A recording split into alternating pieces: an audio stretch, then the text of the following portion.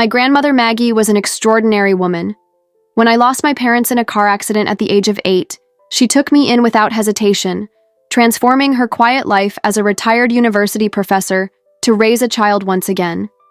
"It's us against the world now, little Nat," she would say as she braided my hair in the mornings before school. Her modest home, filled with books and memories of her years as a civil rights activist, became my sanctuary. It was Maggie who taught me that independence was not just a condition but a daily discipline. "A woman must always have her own money and her own ideas," she would repeat, "because those are the only things no one can take away from you." When I got the call about her passing at 92, I thought I was prepared, or at least I believed I was. We had spoken about her death with the same frankness with which we discussed literature or politics. Yet the emptiness I felt while sorting through her belongings seemed insurmountable. Tom, my husband of 3 years, stood by my side during the simple funeral. A university history professor, he admired Maggie's sharp intellect, even if he never fully understood the depth of our connection. "She lived a full life, Nat," he consoled me, his arm around my shoulders as the few guests shared their memories. 2 weeks later, Daniel Morgan, my grandmother's longtime friend and attorney, called me to his office. I expected only legal formalities, perhaps the transfer of her small house and modest savings. "Natalie," Daniel began, adjusting his tortoiseshell glasses, "your grandmother had a secret, one she kept even from you." He slid an envelope across the table. Inside were official documents revealing that Maggie had purchased a beachfront property in California in the 1960s, a piece of land that, with the region's development over the following decades, was now valued at approximately $2.8 million. "Your grandmother bought that land for almost nothing when it was considered too remote to have any real value," Daniel explained with a nostalgic smile. "She always said that piece of land represented freedom and possibilities. It was her wish, for you to have the same opportunities for independence that she sought throughout her life." Among the documents was a handwritten letter. I instantly recognized Maggie's firm, clear handwriting. "Dear Natalie, this is more than just a piece of land or a sum of money. It is the guarantee that you will always be able to live according to your own choices and values, without ever having to compromise who you are just to survive. Use this gift wisely, always thinking of the generations to come, as I did for you. All my love, Maggie." That night, I shared the news with Tom in our small rented apartment. His eyes lit up with possibilities. "This is incredible, Nat. We could finally build our own home. You could cut back on your hours at the library and focus on your novel." His genuine reaction reassured me. There, on the worn-out couch we had bought at a clearance sale, we planned dreams that had been postponed. By our financial limitations, me as a municipal librarian, him as an assistant professor still struggling for stability. "We should tell your parents at Sunday dinner," I suggested, thinking about the reaction of the Blackwell family, traditionally formal and reserved. "Of course," Tom agreed with a smile. "They'll be happy for us." Little did I know that dinner would change everything, and that my grandmother's true intentions behind her gift would be tested in ways even she, with all her wisdom, could never have foreseen. Sunday dinner at the Blackwell mansion always followed an unchanging ritual. Arrival at 7 p.m., drinks in Richard's study with conversations about the financial market, dinner at 8 p.m. served by the housekeeper under Virginia's meticulous supervision, and finally, coffee in the sitting room while Rebecca, the perfect sister-in-law, played something on the grand piano. The house itself was a statement of status, built in the 1930s and carefully preserved as a symbol of the Blackwell legacy. Portraits of stern-faced ancestors watched every movement. Polished silverware reflected the glow of antique candelabras. The entire atmosphere felt like something pulled from another century. That particular night, Tom seemed more anxious than usual, adjusting his tie repeatedly in the car. "They'll be happy for us," he repeated, more to himself than to me. "It's good news, after all." Virginia greeted us at the door, impeccable in her navy blue silk ensemble, pearls perfectly aligned around her neck. Her eyes assessed my simple dress with that subtle scrutiny that always made me feel inadequate. "Natalie, dear, I'm so glad you could make it. Her air kiss near my cheek barely disguised the usual formality. Thomas seems excited tonight. During the aperitif in the study, Richard poured his customary whiskey while discussing recent acquisitions. Rebecca and her husband James listened attentively to every word as if they were profound revelations. The conversation, as always, revolved around numbers, connections, and status. We finally gained access to that exclusive club, Virginia commented. We'll need your talent at the golf tournament, Thomas. The Henderson family will be there, and you know how important they are for business. That was when Tom cleared his throat, his hand reaching for mine under the table. Actually, we have some news to share, he announced, his voice teetering between pride and nervousness. Natalie received an unexpected inheritance from her grandmother. Virginia raised a perfectly arched eyebrow. Oh? As Tom explained about the California property and its surprising value, I watched the subtle transformation in the faces around us. Virginia's polite disinterest shifted into sharp attention. Richard stopped stirring the ice in his drink. Rebecca and James exchanged quick glances. Well, that certainly changes things, Virginia commented, her tone falsely casual. I imagine you're already planning how to integrate this inheritance into the Blackwell family investments. The suggestion caught me off guard. Actually, I'm still processing the loss of my grandmother, I replied politely. I need time to consider how to properly honor her legacy. A heavy silence followed my words. Virginia and Richard exchanged a look that spoke of years of mutual understanding.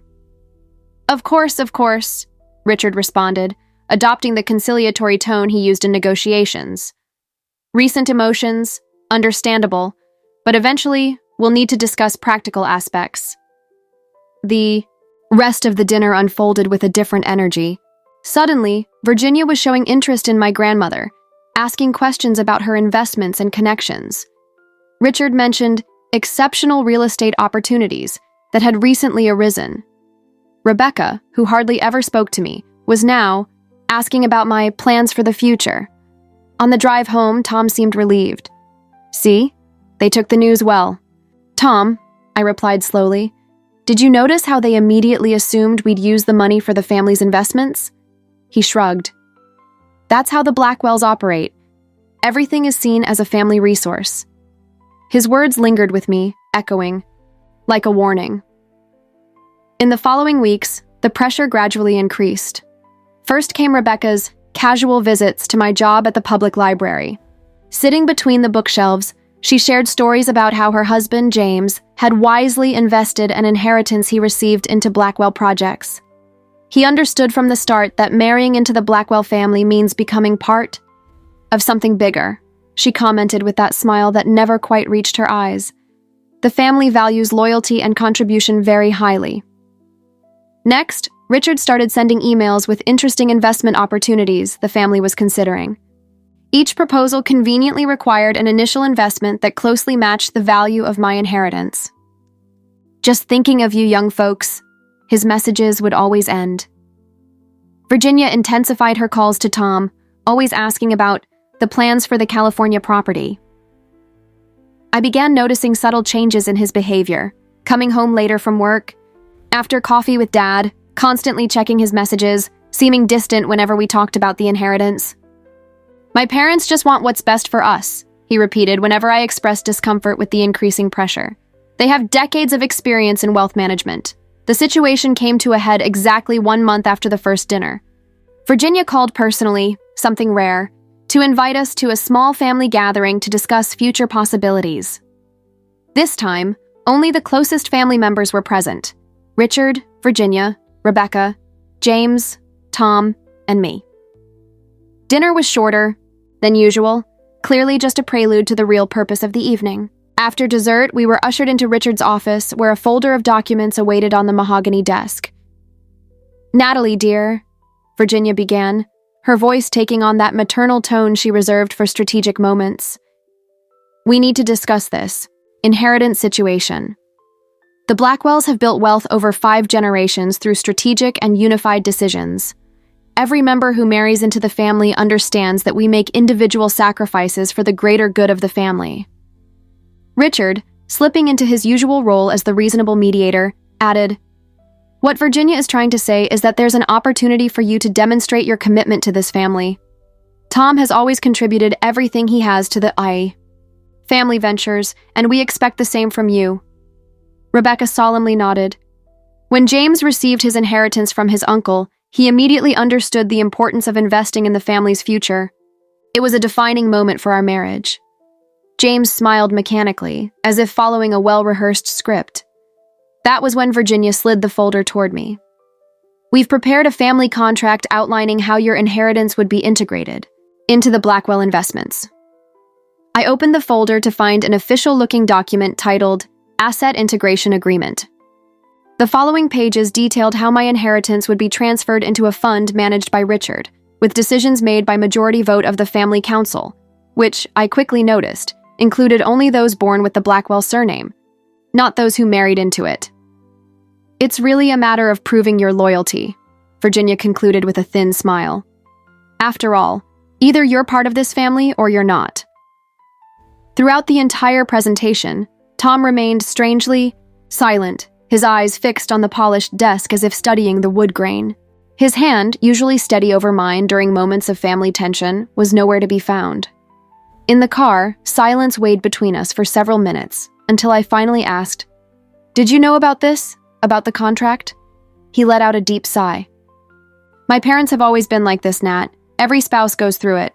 Rebecca got James to invest his inheritance in the family business. It's how we prove we're committed to the Blackwell legacy." "Commitment?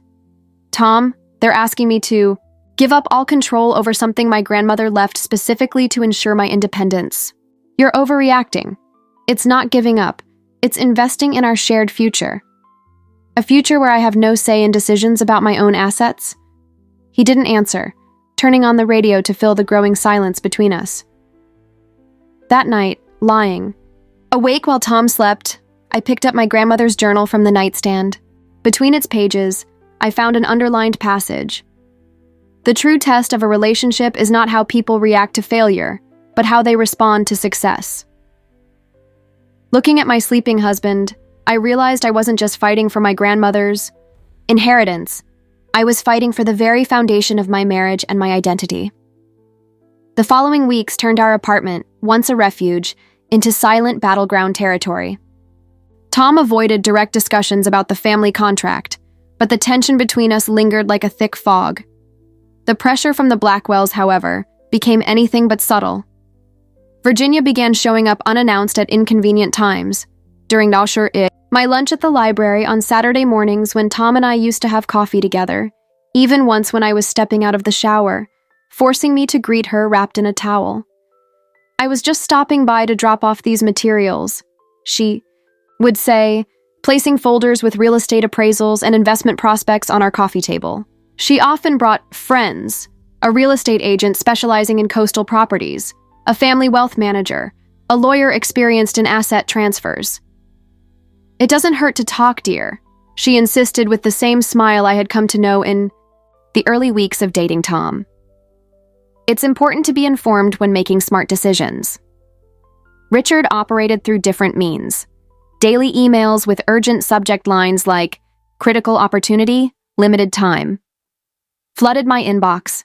Meetings with his financial advisors mysteriously appeared in my shared digital calendar with Tom, always marked as mandatory. "Dad is just trying to help," Tom justified when I questioned these intrusions. "He's been managing the family's wealth for 40 years. The Blackwell social events, once merely boring, turned into exercises in veiled humiliation. During a charity tea hosted by Virginia, I was repeatedly introduced as our librarian, who recently came into possession of an interesting property. It's so refreshing to see someone from humble beginnings learning about wealth management. One of Virginia's friends commented in front of me, as if I weren't even there. "Virginia is so patient in guiding the younger generation." Rebecca became the official spokesperson for family tradition.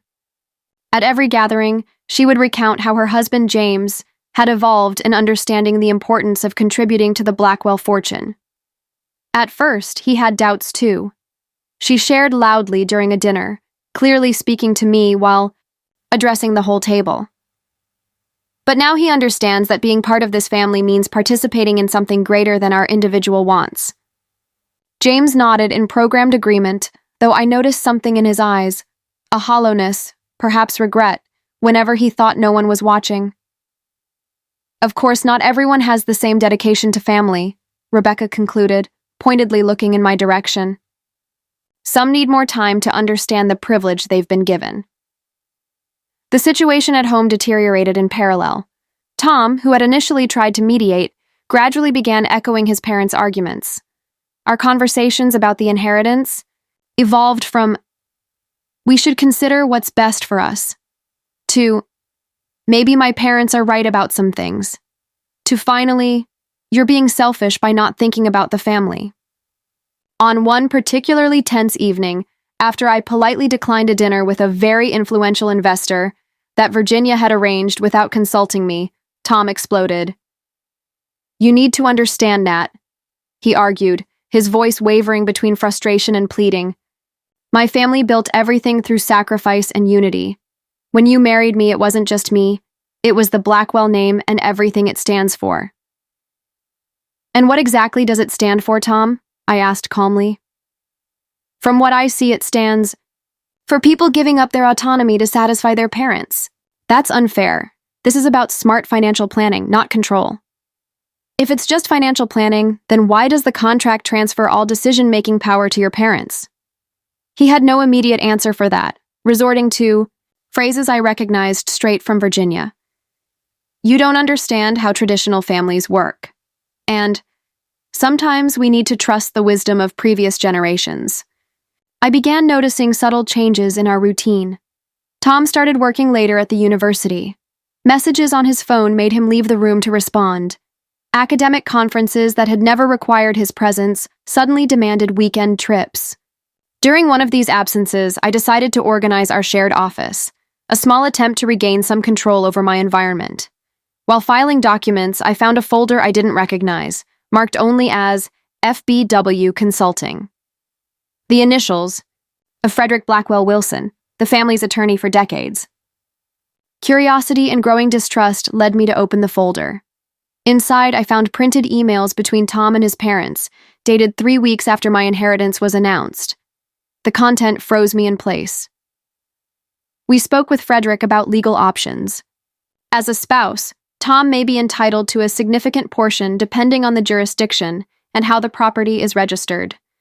Frederick suggests scheduling a discreet meeting to explore strategies for the integration of Carson assets into the Blackwell portfolio, with or without full cooperation. Tom's response was equally unsettling. "I'd prefer if Natalie voluntarily agreed to the family arrangement. Using legal pressure could permanently damage our relationship. Let's stick with the current approach for now." I read and reread those words, searching for any defense of my right to my grandmother's inheritance, some acknowledgement of the emotional significance of that legacy. I found nothing but strategy and calculation. When Tom returned the next evening, I placed the emails on the kitchen table. "What is this?" I asked simply. He looked at the papers, his face shifting from confusion to recognition, and then to something I had never seen before, shame mixed with defensiveness. "Were you snooping through my private documents?" His attempt to turn the situation around was transparent. "Answer the question, Tom. Are you conspiring with your parents to legally take control of my grandmother's inheritance?" "That's ridiculous. It was just an exploratory consultation. We needed to understand all the legal implications of the situation." Integration of Carson assets into the Blackwell portfolio, with or without full cooperation.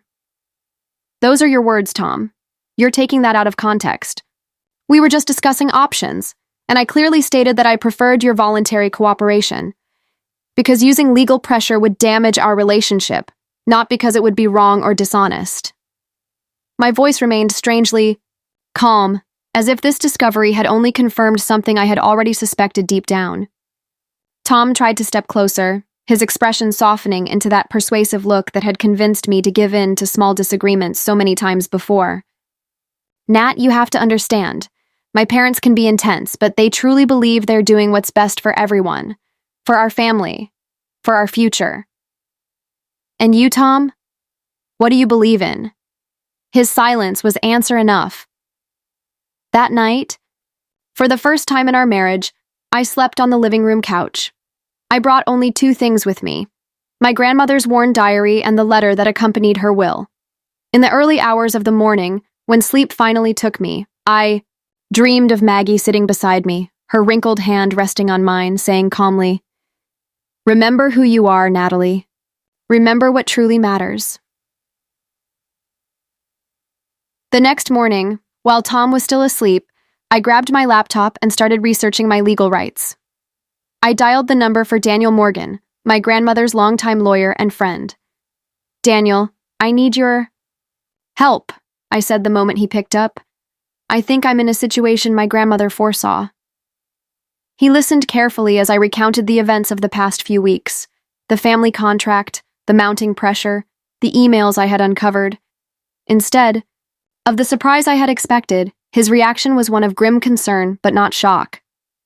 "Your grandmother always feared something like this might happen," he finally admitted.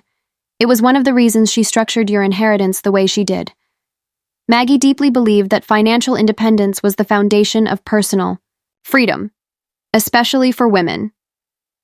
"What should I do, Daniel?" "First, don't sign anything. Second, come to my office today. We need to review the will and understand exactly how the property is registered. And Natalie, yes?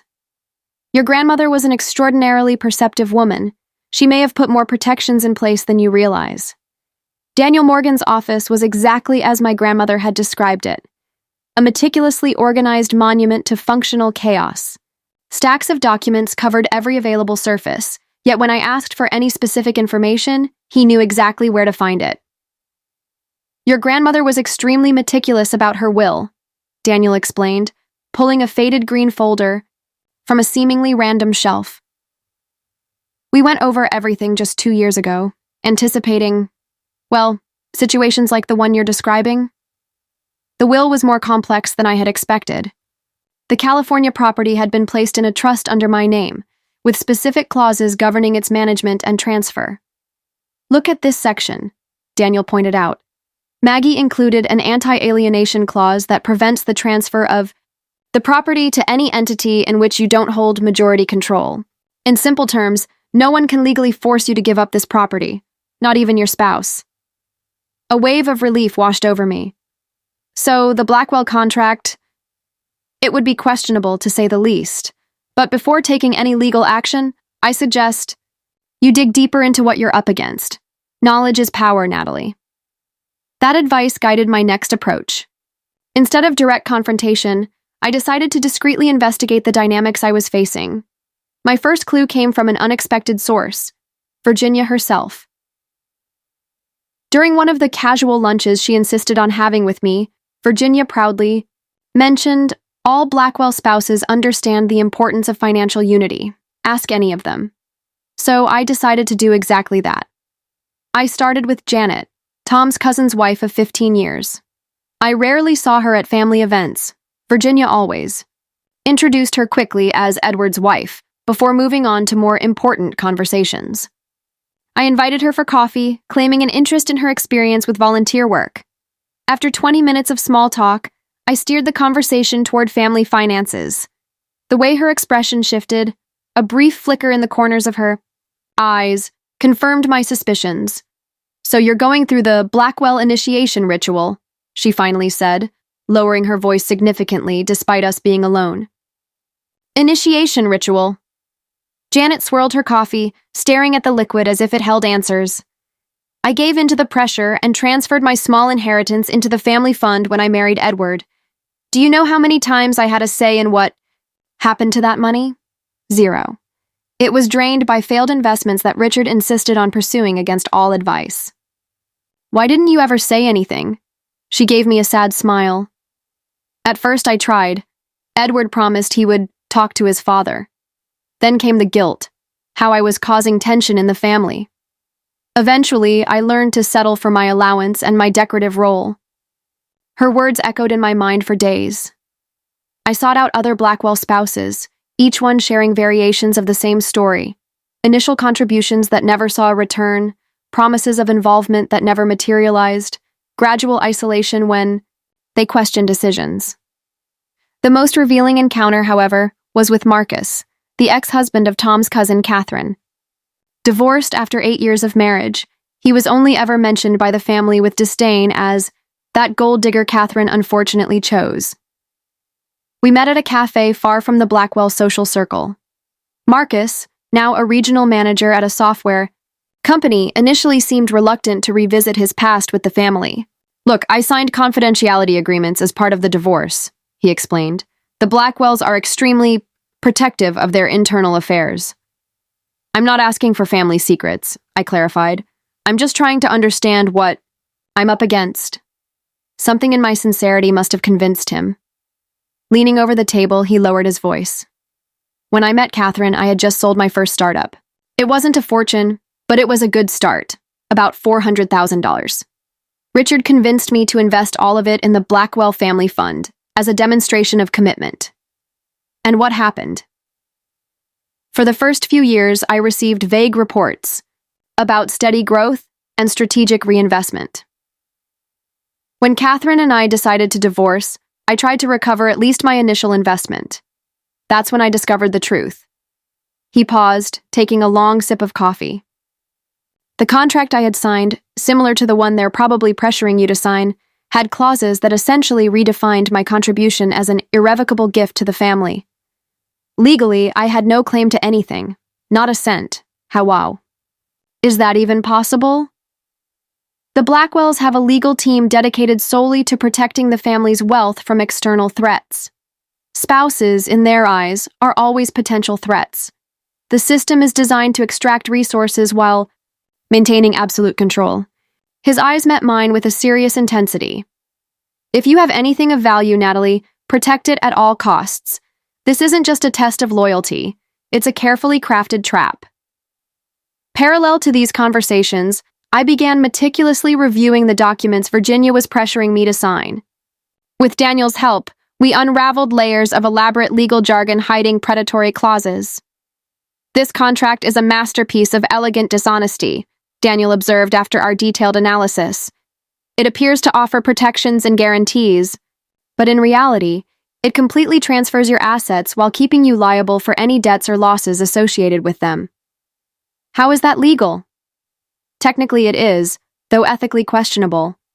It's filled with vague terminology like convenient family investments and appropriate management decisions, phrases that sound reasonable but would be entirely interpreted by the Blackwells. One particularly alarming clause stated that any disputes would be settled through internal family arbitration, essentially giving the Blackwells themselves the power to judge any claims against them. "This document is predatory," Daniel concluded, removing his glasses to clean lenses that didn't need cleaning, a habit I recognized as a sign of deep concern. "It's deliberately designed to extract your assets while shielding the family from any risk." The most painful investigation, however, was still to come.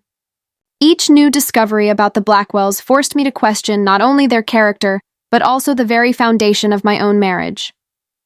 One day, while Tom was at the university teaching, I decided to organize our shared office, a space I had mostly avoided since our arguments about the inheritance. In a rarely used drawer, I found a carved wooden box bearing the Blackwell crest. Inside, a collection of old letters between Tom and his parents. I hesitated briefly, torn between respecting his privacy and needing to understand my own situation. But the letters dated back to before our marriage, some even before we had met. Curiosity and self-preservation won out. The first letter, from Virginia to Tom, was written shortly after he had mentioned a new girlfriend, me, at a family dinner. Its contents left me stunned. "As for your new relationship with the librarian, remember to evaluate not just the person, but her potential usefulness to the family. Your father discreetly investigated and discovered that she has an elderly grandmother with no other heirs. Considering the properties we know Mrs. Carson acquired during the civil rights movements, this could represent a significant future opportunity. Cultivate this relationship wisely." Subsequent letters continued in this tone, with Virginia offering strategic guidance on how to strengthen the bond with me. One explicitly mentioned the importance of Tom showing interest in her grandmother's stories, and establishing himself as someone who values the past. The most recent correspondence was dated just weeks before our engagement. In it, Richard wrote, "Your mother and I are pleased with your progress with Miss Carson. The investigator's report confirms that the California property alone justifies the time investment. Proceed with the engagement as planned. Remember, Thomas, that strategic alliances have always been the foundation of Blackwell prosperity." Sitting alone in the office, the letters scattered around me like fragments of a marriage that perhaps never existed in the way I had believed. I faced the devastating possibility that our relationship had, at least initially, been a calculated strategy. I recalled our first meeting, Tom appearing by chance at the poetry reading where I had mentioned to my grandmother I would be, his curiosity about my family, which I had interpreted as genuine interest, the spontaneous visits to my grandmother's house, always bringing a wine that she, coincidentally, loved. The pain of this revelation was deep, but with it came a strange clarity. The pieces finally fit together. The relentless pressure over my inheritance, the ease with which Tom yielded to his parents' wishes, the persistent feeling that something beyond love had shaped our relationship. I carefully placed the letters back in the box, but not in the drawer. I took them to my car, along with my grandmother's journal and important trust documents. An inner voice, one that sounded remarkably like Maggie's, told me that knowledge was power, but only when used at the right moment. Maggie had not just left me a property, she had given me the means to defend my independence, just as she had done throughout her life. The question now was how to use that power, not just to protect the physical inheritance, but to determine if there was anything in my marriage still worth saving. The discoveries about the calculated nature of my relationship left me in an emotional whirlwind. I cried, screamed in my car parked in an empty lot, and briefly considered packing my bags and simply disappearing. But my grandmother's voice remained with me. Strong women don't run from crises. They turn them into opportunities. Instead of immediately confronting Tom or the Blackwells with my discoveries, I decided that a more strategic approach was necessary. After all, I was dealing with a family that had turned manipulation into a refined art over generations. We need to be just as meticulous as they are. Daniel agreed during our strategic meeting. The Blackwells are used to people who react emotionally. That's how they gain the upper hand. So we developed a careful plan with 3 main objectives: legally protecting my inheritance, testing the true character of those around me, and establishing a position of strength before any final confrontation. The first step was purely legal. Under Daniel's guidance, I established an irrevocable trust for the beachfront property with specific clauses preventing its sale or transfer to any entity controlled by the Blackwells. This type of trust is practically bulletproof, Daniel explained as I signed the documents in his office. Once established, not even you can simply dissolve it or alter its fundamental provisions. We included a special provision. A significant portion of the potential future income would be directed toward education and civil rights organizations. My grandmother supported, exactly the kind of waste of resources Virginia frequently criticized in her discussions about philanthropy. "This is brilliant," I remarked as I reviewed the structure. "The property will continue providing financial security, but will also honor Maggie's social legacy." Daniel smiled. "Your grandmother would have approved. She believed that wealth without purpose was just empty accumulation." With the legal protection in place, I moved on to the second phase of the plan, planting strategic information to test reactions. I casually mentioned to Rebecca during one of our forced family lunches that I was reconsidering the family proposal. After enlightening conversations with Tom, her reaction was immediate, an urgent phone call in the restroom, which I partially overheard. "I think she's giving in. Yes, we should speed up the paperwork." For Richard, I scheduled a meeting in his office to discuss options. During our conversation, I deliberately showed interest in the family's investment history. "Before making any decisions, I'd like to understand previous results better," I explained innocently. "Maybe I could see the financial records for the past 5 years, just to grasp where my contribution would be allocated." His smile faltered briefly before recovering his composure. "Certainly, dear. We just need you to sign a few confidentiality agreements first. Financial details are sensitive." Of course, I responded obediently. Tom mentioned something about Janet, Edward's wife. She contributed an inheritance too, right? How was her participation structured? The specific mention of Janet caused visible discomfort. Different situations, obviously, he deflected. Each arrangement is personalized.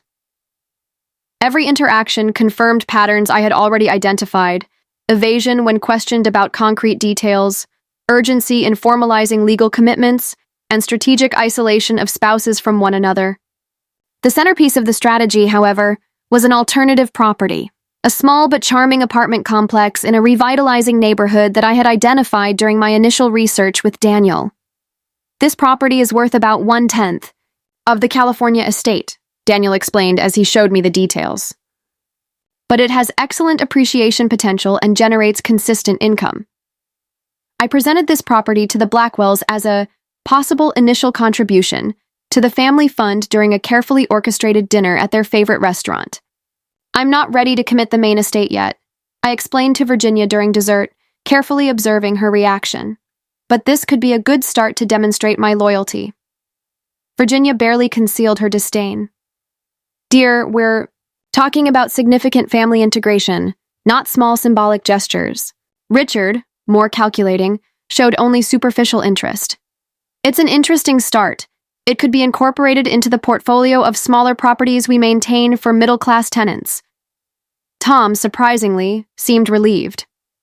I think it's a good compromise, isn't it? He asked, glancing between his parents. Natalie is showing goodwill. The dynamics revealed that night were eye-opening. Virginia was driven purely by ambition, Richard coldly measured financial value, and Tom, my own husband, was visibly relieved by a compromise that would temporarily ease the family's pressure on him. As the plan unfolded, I maintained a careful facade at home. I neither confronted Tom about the letters I had discovered, nor mentioned my conversations with other Blackwell spouses. I remained cordial but distant, citing work stress whenever he questioned my emotional withdrawal. During this time, I visited the California property for the first time. The oceanfront land was even more breathtaking than the photographs suggested. A pristine stretch of coastline overlooking the sea, untouched native vegetation, and access to a small private cove.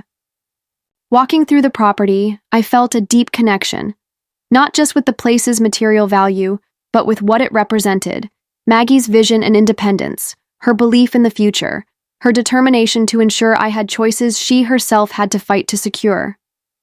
It was there, with the sea breeze wrapping around me like an embrace, that an idea began to take shape. Not just to protect the inheritance, but to transform it into something that would truly honor my grandmother's spirit. In the following days, I researched educational foundations that supported causes similar to those Maggie had championed. I reached out to Eleanor Martinez, director of an organization dedicated to promoting educational access for underserved communities, a group my grandmother had supported for years. It would be an honor to discuss possibilities for that space. Eleanor replied after I shared preliminary ideas about how part of the property could be used. Your grandmother was a crucial supporter of our work for decades.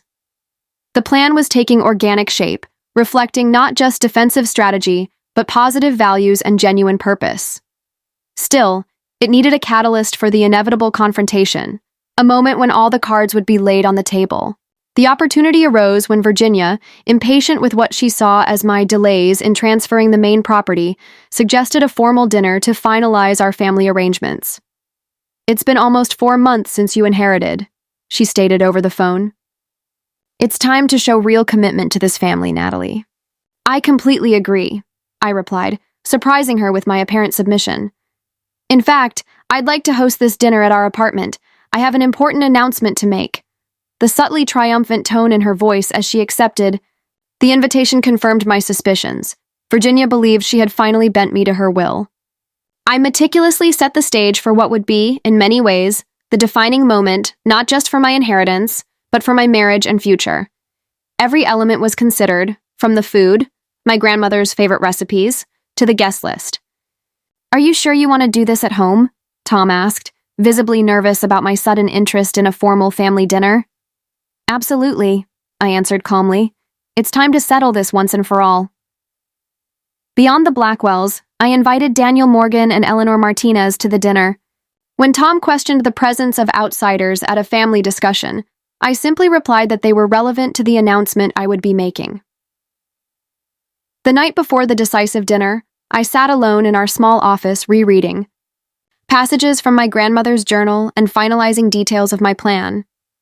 One entry, written when I was still a teenager, felt particularly relevant. I watched Natalie today as she defended a classmate from bullies at school. She didn't take the easy path of silence, nor the impulse of direct confrontation.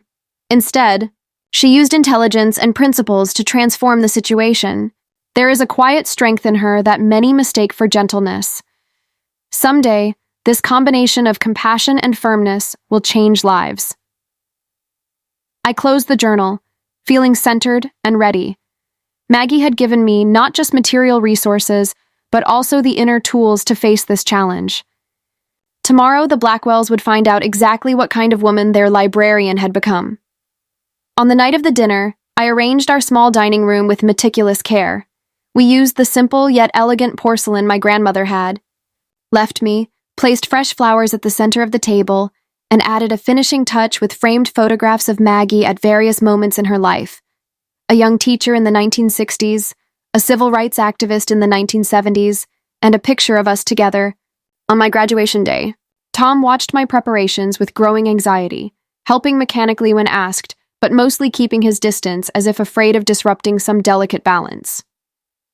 "You seem different today," he finally commented as I checked the table one last time.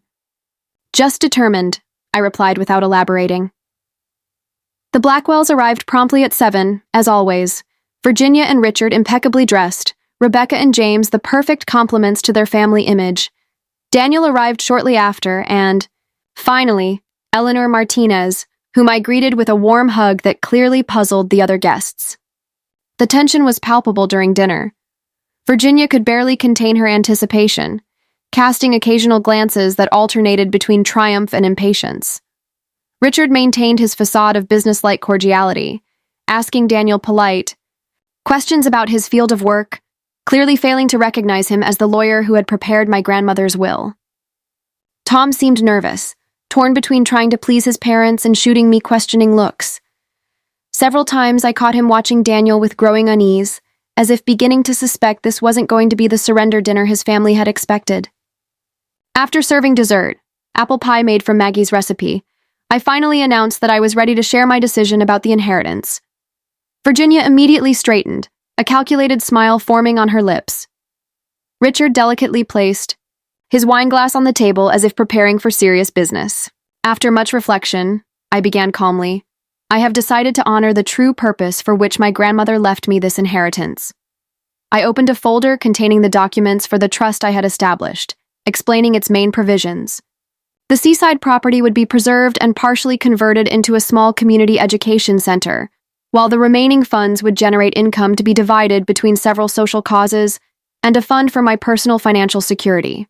Eleanor, who has kindly joined us tonight, will direct the foundation overseeing the educational programs, I explained, formally introducing her.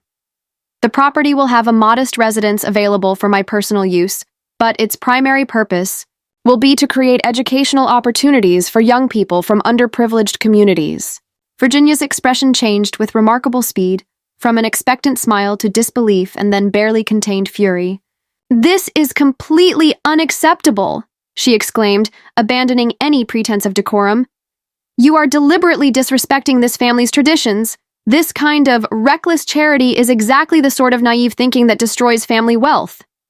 Richard, more controlled but just as displeased, adjusted his posture into what I recognized as his authoritative negotiation stance. "Natalie, you must understand that by marrying Tom, you assumed certain responsibilities with the Blackwell name. This unilateral decision is problematic.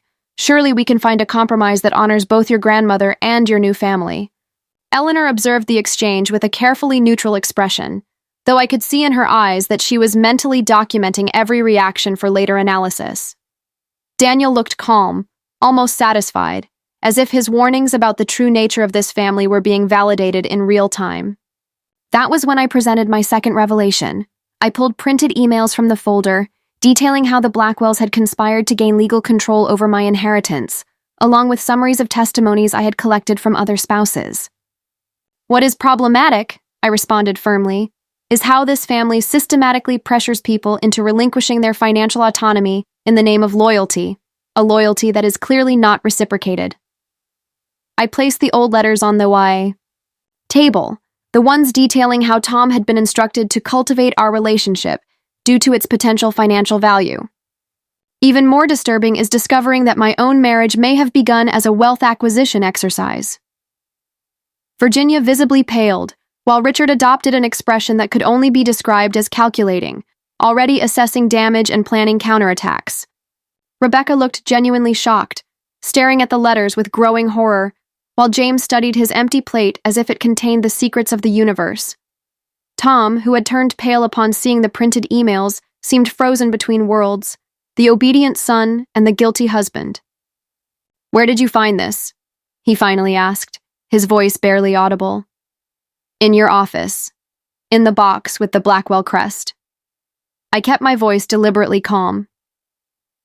"The more important question, Tom, is not where I found them, but whether they are true." The silence that followed was his answer. I turned to him, ignoring the others, and asked the question I had rehearsed mentally for days. "The question now, Tom, is simple. Did you marry me or your family's expectations? Because I'm not asking you to choose between me and your parents. I'm asking you to choose between an authentic partnership and a transactional arrangement." Virginia recovered first, standing abruptly and letting her napkin fall to the floor. "You have shown your true character tonight," she declared, venom in her voice. "Clearly, you are not Blackwell material."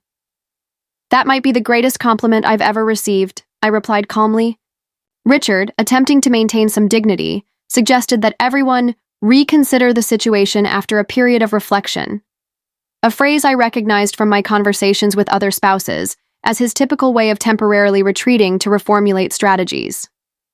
Rebecca avoided my gaze as she followed her parents out, but at the last moment, she briefly turned back and murmured, "Call me," so softly that only I could hear. As the Blackwells left, Eleanor and Daniel quietly retreated to the kitchen, intuitively understanding that Tom and I needed privacy. He remained seated, staring at the letters detailing how he had been instructed to cultivate our relationship. "I didn't know about the investigators," he finally said, his voice breaking. "About them researching your grandmother before we even met. That was them, not me." "But you knew there were financial expectations from the start," I responded, not as an accusation but as a fact that needed to be spoken aloud. "At first, yes," he admitted, finally looking at me. "I met you at that poetry reading because my mother found out you'd be there. But Natalie, I truly love you. This started as something else, but it became real for me." His words lingered between us, carrying both truth and inadequacy. For a moment, I imagined an easy path, accepting his declaration, ignoring how it all began, continuing our life together with this revelation buried beneath the rug of our future shared memories. But Maggie's voice echoed in my mind. "The foundation of any worthy relationship is truth. The rest are just sandcastles, beautiful but destined to crumble." "Maybe," I finally replied, "but love without respect isn't enough, and you allowed your family to disrespect not only my autonomy but the legacy of the woman who raised me." "What are you saying?" he asked, fear evident in his eyes.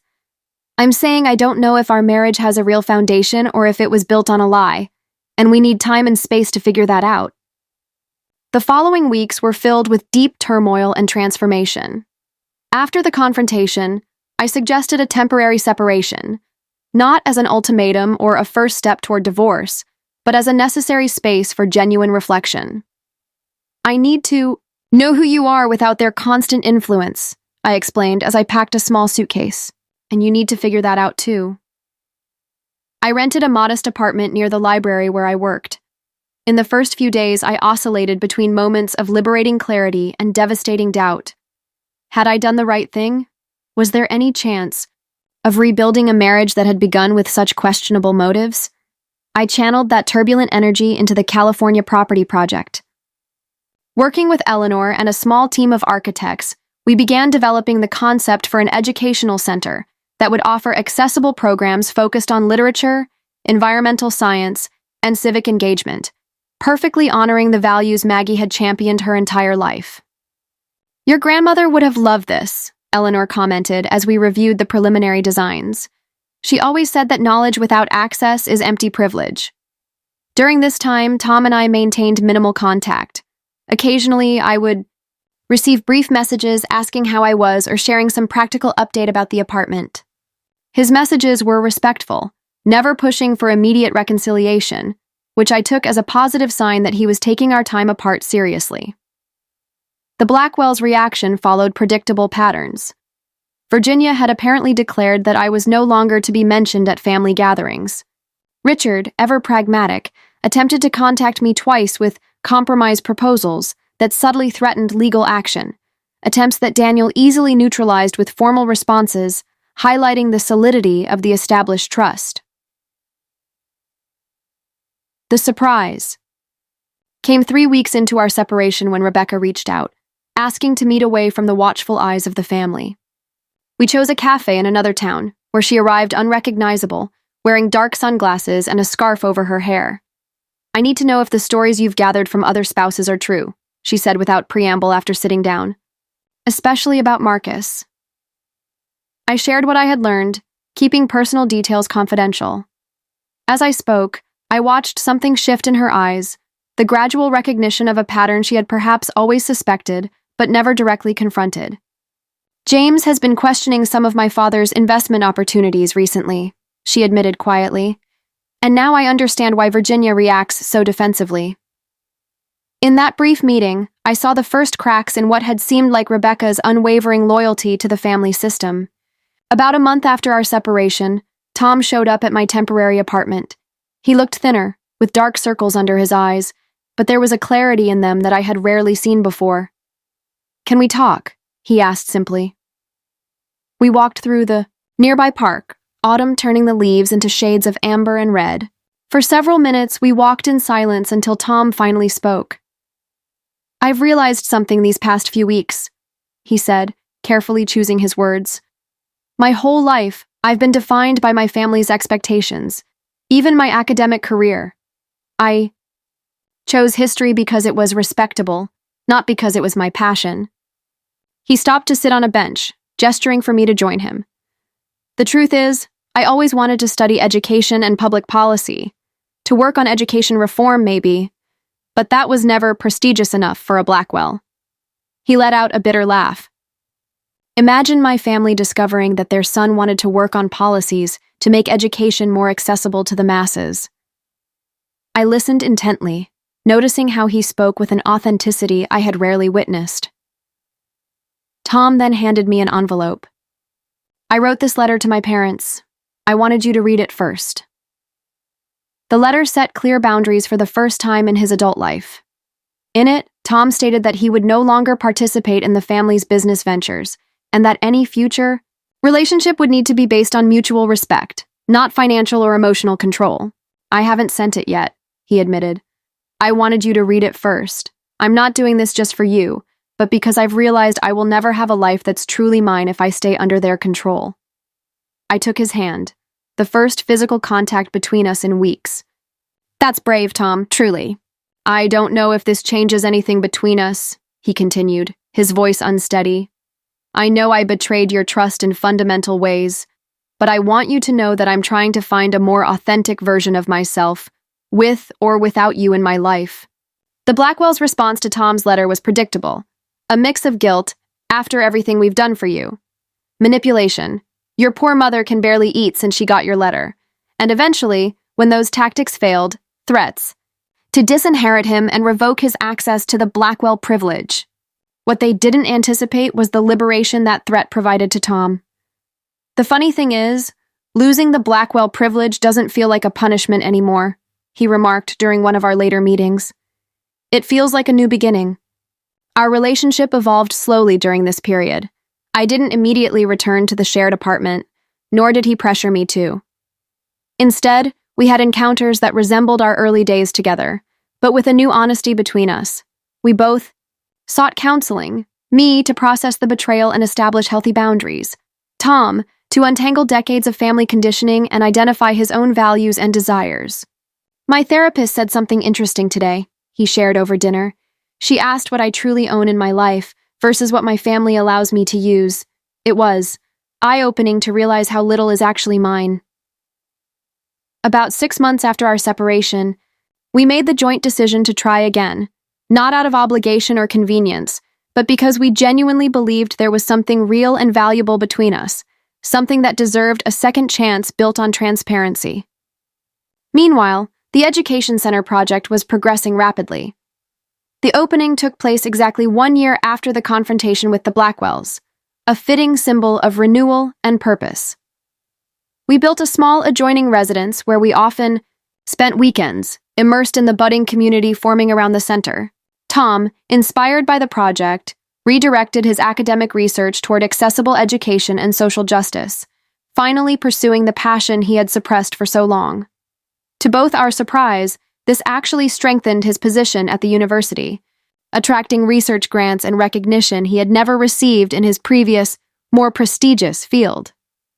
I never imagined that following my own path could bring more success than following my parents' script, he reflected during the celebration of his first major publication in his new field. The relationship with the Blackwell family remained complex. Virginia remained unwavering in her disapproval, refusing even to acknowledge the existence of the Education Center. Richard, always the pragmatist, eventually settled into a kind of cold truce, mostly after realizing that Tom's new research direction was bringing academic prestige, something he valued. Rebecca, surprisingly, was the first to break the family blockade.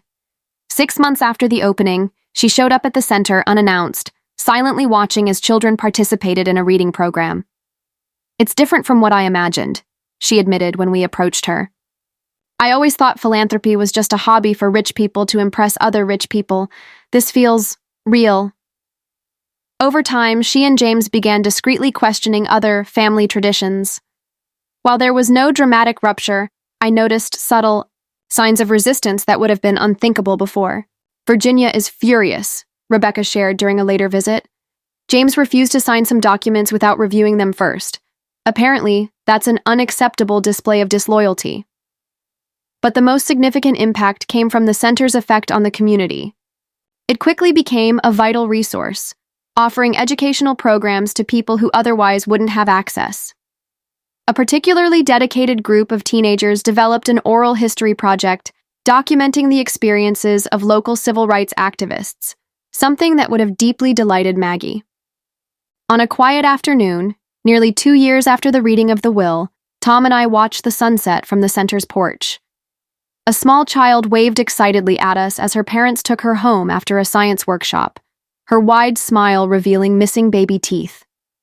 "Your ancestors built something far more valuable than mine," Tom reflected, holding my hand. "The Blackwells accumulated money and status, but your grandmother left a legacy of principles and purpose." My grandmother's journal, which I had kept with me throughout this journey, contained a passage I often revisited. "True inheritance is not what we leave for people, but what we leave in people. The values we plant continue to grow long after we are gone." This truth became the foundation not just of the Education Center, but of the new life Tom and I built together, a life defined not by external expectations or family pressures, but by the values we chose to honor and the impact we decided to create. When my husband's family demanded my inheritance, saying I needed to prove my loyalty, they inadvertently forced me to define which loyalties truly mattered, to my grandmother's legacy of values, to my own integrity, and to the vision of a relationship based on mutual respect rather than control. In the end, the true inheritance was not the property itself, but the courage to uphold these principles, a lesson my grandmother had been trying to teach me all her life.